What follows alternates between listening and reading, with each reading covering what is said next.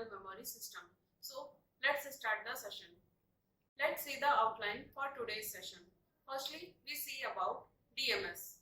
Next, we will see why to read this subject. Next, about the applications. Lastly, the syllabus we are going to cover in this series. First, what is DMS? DMS stands for Digital Memory System.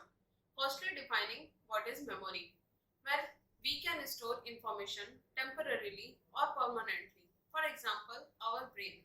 Similarly, for electronic devices, it is a physical device capable of storing information temporarily or permanently, like RAM, ROM, hard disk, etc.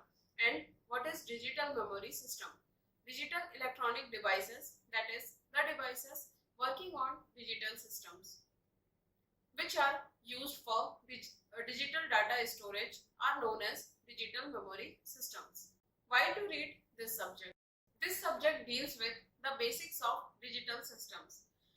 These days, it is difficult to find any application which is not using digital systems. So, specifically for the various fields like VLSI, semiconductors and other electronic component manufacturing, as well as in telecommunication sectors, engineers should have basic knowledge of digital systems.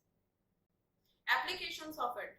As I had already told you that these days it is difficult to find any application which is not using digital memory system. Some examples are LCD, LED TVs, Tata Sky, any kind of remote controls you are using, your mobile, your smartphones and your tablets, computer, keyboard and mouse, speedometer or odometer, the speed or distance meter on your bike or car, and various controls of your car, ATM machines, credit and debit cards, the telephone exchange of your town, city, all of them are heavily benefited by digital technologies, and many more are the applications of it.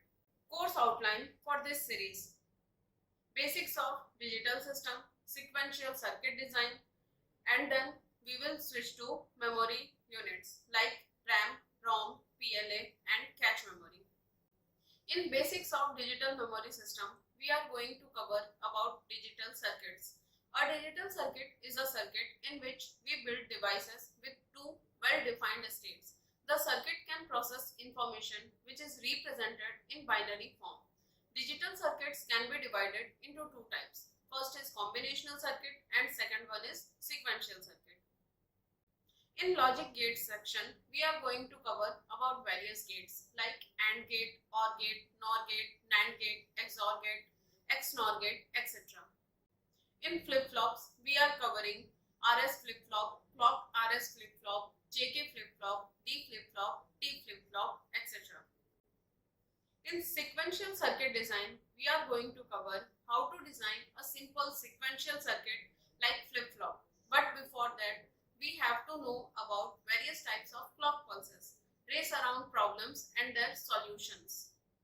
Finally, we will discuss about basics and architecture of various memories like RAM, that is random access memory, ROM, that is read-only memory, PLA, that is programmable logic array, and after that we will see cache memory. So that's all for today's session. We will meet soon with our very first topic, that is basics of digital memory system.